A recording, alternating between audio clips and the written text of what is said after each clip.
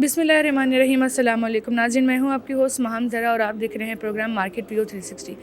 नाज़रीन, आज के प्रोग्राम में जो मेरे साथ मेहमान मौजूद हैं वो बहुत ही ख़ास हैं, जिनसे हम आज के मार्केट के हवाले से अपडेट लेंगे, क्योंकि मार्केट की इस वक्त कंडीशन काफ़ी ख़राब है, क्योंकि रशिया और यूक्रेन की जंग की वजह से मार्केट काफ़ी प्रेशराइज़ हो गई है। सिर्फ पाकिस्तान की स्टॉक मार्केट प्रेशराइज़ नहीं है, बाकी स्टॉक मार्केट्स भी काफ़ी ज़्यादा प्रेशराइज़ हो गई हैं, लेकिन पाकिस्तान के स्टॉक मार्केट पर इस वक्त और भी काफ़ी प्रेशर्स हैं। ऑयल प्राइस बढ़ने की वजह से मार्केट काफ़ी प्रेशराइज हुई है ऑलरेडी, और मार्केट आज ऑलरेडी 900 पॉइंट पर माइनस पर जा चुकी है। तो इस वक्त जो है ना मेरे साथ मिस्टर ज़फ़र मोती मौजूद हैं और उनसे हम पूछेंगे कि इस वक्त मार्केट की आगे क्या कंडीशन वो देख रहे हैं, मार्केट मज़ीद कितने माइनस पर जा सकती है और कब तक ये मार्केट की कंडीशन रहेगी। अस्सलाम वालेकुम। वालेकुम सर, कैसे हैं? बिल्कुल ठीक। सर, रशिया की और यूक्रेन की जंग छिड़ गई है और इस वक्त स्टॉक मार्केट ऑलरेडी जो है ना वो प्रेशराइज हो चुकी है। आगे आप क्या देखते हैं कि इसका इम्पैक्ट मार्केट पे कितना ज़्यादा आ सकता है? देखिए, ये सब डिपेंड करता है कि आगे ये 3 घंटे के अंदर जब तक आपके प्रोग्राम चल रहा होगा, ये क्या इनकी राय है, मतलब क्योंकि अभी यूनाइटेड नेशंस की भी इमरजेंसी मीटिंग शुरू हो गई है। इधर से पुतिन साहब तो बिल्कुल चेस प्लेयर की तरह काम कर रहे हैं और वो ये शो हो रहा है कि दोनों तरफ गेम चल रही है। एक तो नेगोशिएशन टेबल पर भी चल रही है, लेकिन बिल्कुल आपने सही कहा कि जंग छिड़ जाती है पहले रॉकेट के उड़ते साथ ही या पहला एयरक्राफ्ट चलने के साथ ही। अब उसकी स्पीड क्या रहेगी और उसका थमेगी कब, उस पर आगे की मार्केट डिपेंड करती है, ना सिर्फ पाकिस्तान की बल्कि पूरी दुनिया की। जैसे जैसे मार्केटें खुलती गई सब डिक्लाइन पर हैं। हैंग सेंग देख लें, अपना चाइनीज़ मार्केट देख लें, फिर पाकिस्तान, इंडिया, इधर हम आगे चलेंगे तो यूरोप की मार्केट अभी डाउन होंगी, अमेरिका ऑब्वियसली 2 दिन से डाउन हो रही है। तो वो सब देखते हुए कोई प्रिडिक्ट नहीं कर सकता कि आगे क्या होगा। पर मुझे ये लगता है कि अगर कोई थमने की बात आई तो 44,000 का लेवल टेस्ट करके मार्केट दुनिया की भी सर्वाइव कर जाएगी, हमारी 44,000 के लेवल को टच करके सर्वाइव कर जाएगी। जैसा कि अभी इस जंग के बाद ऑयल प्राइसेस जो है ना वो बहुत ज़्यादा इंक्रीज़ हो गई हैं, petrol prices, oil prices, dollar भी जो है ना वो बढ़ गया है। तो इस वक्त मार्केट की कंडीशन के हिसाब से मार्केट इतनी ज़्यादा जब ख़राब होती है तो इन्वेस्टर्स काफ़ी जो है ना वो घबरा जाते हैं और इन्वेस्टर मार्केट की तरफ देखते भी नहीं हैं। तो उस वक्त उनको क्या करना चाहिए कि वो मार्केट की तरफ रुख करें, या जिन्होंने इन्वेस्टमेंट की भी है उनको क्या करना चाहिए कि वो होल्ड करें या फिर अपने जो है ना शेयर्स को सेल कर दें?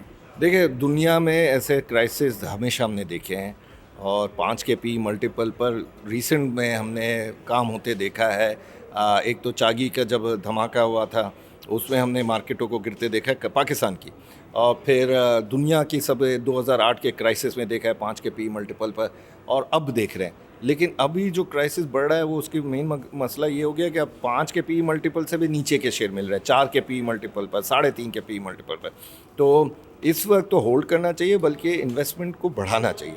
अब हम लोगों को यही कह रहे हैं कि इधर आएँ, फंड मैनेजर्स को कह रहे हैं कि बाइंग के ऑर्डर्स दें और इस सस्ताहट का फ़ायदा उठाएं। और दूसरा, गवर्नमेंट से अपील भी करते हैं कि जिस तरह उन्होंने एमनेस्टी दी हुई है तमाम किस्म के कामकाज कंस्ट्रक्शन से जो रिलेटेड है बाइंग सेलिंग को, तो इधर भी एमनेस्टी का कोई लाएं ताकि इस मार्केट को भी फ़ायदा पहुंचे। अच्छा, ये रशिया यूक्रेन की जंग की वजह से पूरी दुनिया की जो स्टॉक मार्केट्स हैं उन पर इम्पैक्ट आया है, लेकिन हमारे पाकिस्तान की मार्केट में अगर हम कंपेयर करें बाकी मार्केट से तो बाकी मार्केट में ज़्यादा इम्पैक्ट आप देख रहे हैं या फिर सिर्फ पाकिस्तान की मार्केट पे? देखिए, बाकी मार्केटों में इम्पैक्ट सिर्फ यूक्रेन और रशिया का है। उनके ऑयल प्राइसेस का इतना बड़ा डैमेज नहीं है, उनके यहाँ लिक्विडिटी क्रंच नहीं है, उनके यहाँ हमारे इस्लामाबाद के जो क्राइसिस हैं अदम एतमाद के, वो नहीं है। हमारे ऊपर तो ये सब भी है ना एक साथ। तो ये हमारे तो एक्सटर्नल मसले यूक्रेन रशिया के वॉर के हैं, तो इंटरनल मसले इस्लामाबाद के भी हैं, डॉलर रुपये की पैरिटी भी है, इंटरेस्ट रेट के बढ़ने की खबरें अभी थोड़े दिन में मॉनेटरी पॉलिसी नहीं आ रही है। तो ये सब जो है हमारी मार्केट को ज़्यादा डैमेज कर रहे हैं। जब ये शुरू हुआ था ये साल, तो कई बड़े एनालिस्ट ने कहा था कि हम लास्ट रिकॉर्ड तोड़ेंगे, मैं उसी टाइम कह रहा था कि अगर ये 48,000 का भी लेवल में बैलेंस्ड आउट हो जाए इस फिस्कल ईयर में, यानी जून में, तो बड़ी बात होगी। अब आप देखिए कि 44 के टच करने के करीब हैं और मार्केटें जो हैं ये क्राइसिस को गुजारेंगी इसको भी ऑब्वियसली, लेकिन ये है कि अब उसका नया रिकॉर्ड हाई करना बड़ा मुश्किल हो गया है।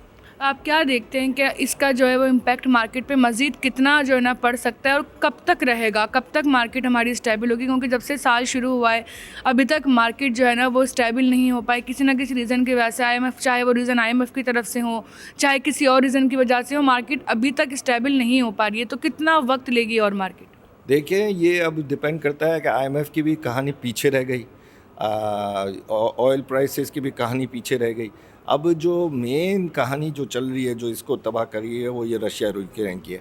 कोई प्रिडिक्ट नहीं कर सक रहा। हाजी साहब सब दोनों साइड पर बैठे हुए हैं और वो जो हैं अभी देख रहे होंगे कि भाई क्या लाहे अमल करें।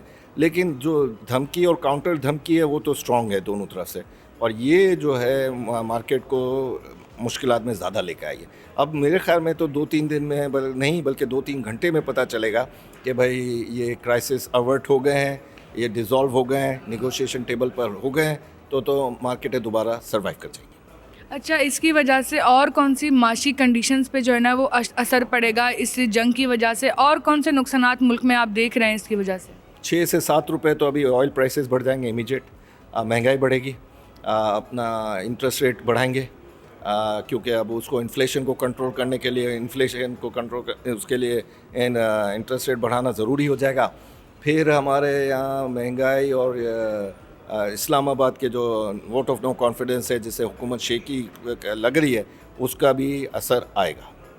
हुकूमत का क्या रद्द अमल है इस वक्त? हुकूमत इस वक्त क्या परफॉर्मेंस दे रही है अपनी? क्योंकि महंगाई वैसे ही जो है ना इतनी ज़्यादा हो गई है, पेट्रोल प्राइसेस इतनी बढ़ गई हैं कि आवाम जो है ना वो रोती फिर रही है। मज़ीद महंगाई बढ़ने के बाद किस तरह से जो है ना वो लोग गुजारा करेंगे? हुकूमत का क्या रद्द अमल आप देख रहे हैं? अफसोस की बात यही है कि हुकूमत का कोई रद्द अमल नहीं है महंगाई के लिए। और जिस तरह हम लोग अपने ग्रॉसरी लेते हैं, पहले जो खर्चे थे वो इतने बढ़ गए हैं कि लोग अभी ये इलेक्ट्रिसिटी का जो बिल आया है इस महीने का, उसमें एडजस्टमेंट की वजह से कम आया है, तो लोग खुश हुए हैं कि चलो एक महीने में हमको कोई सहूलत मिली है। पर जैसे ही गर्मियाँ आएंगी, इलेक्ट्रिसिटी के प्राइसेस बढ़ेंगे, गैस के प्राइसेस ऑलरेडी बढ़ा दिए हैं, अपना ऑयल के प्राइसेस बढ़ेंगे, तो वो तकलीफ़ तो हुकूमत को नज़र आनी चाहिए कि भाई ये अब बहुत ज़्यादा मुश्किलात लेकर आए और ये हंसी मजाक का टाइम नहीं है, और इसको अब सीरियस में कोई डिलीवर करे गवर्नमेंट। अगर डिलीवर करेगी तो ये गवर्नमेंट रहेगी, नहीं तो नहीं। सर, बहुत से लोग ये कहते हैं कि PTI की हुकूमत का इसमें कोई मतलब वो नहीं है, PTI की हुकूमत ज़िम्मेदार नहीं है इन सब हालात की। क्योंकि पहले जो है ना जो हुक्मरान आए, जो भी हुकूमत आई, उन्होंने इतना मुल्क के हालात को इतना ख़राब कर दिया था कि PTI महंगाई करने पे मजबूर हो गई। तो इसमें कितनी सच्चाई आप देखते हैं? इसमें बिल्कुल सच्चाई नहीं है, क्योंकि PTI को जब ये हुकूमत मिली थी तो उससे पहले ही उनको पता था कि किस हाल में हुकूमत मिल रही है। देखिए, डॉलर रुपये की पैरिटी इस हुकूमत के आने से पहले ही ख़राब हो रही थी, तो इनको पता था कि यहाँ डॉलर नहीं है, ख़जाना खाली है। असद उमर साहब ने तो पहले कहा कि हमको IMF की तरफ जाना नहीं है, तो उन्होंने क्या किताबें नहीं देखी थी कि भाई यहाँ कुछ है ही नहीं? उनको पता होना चाहिए था कि भाई खाली ख़जाना है, IMF के पास तो जाना ज़रूरी है। 2-3 मरतबा हम फ्रेंडली हुकूमतों के पास जाएंगे, वो क्या देंगे आपको? 1 बिलियन, आधा बिलियन। ये 1 बिलियन पहले तो करप्शन में एक पॉलिटिशियन ले जाता था, बड़े पॉलिटिशियन।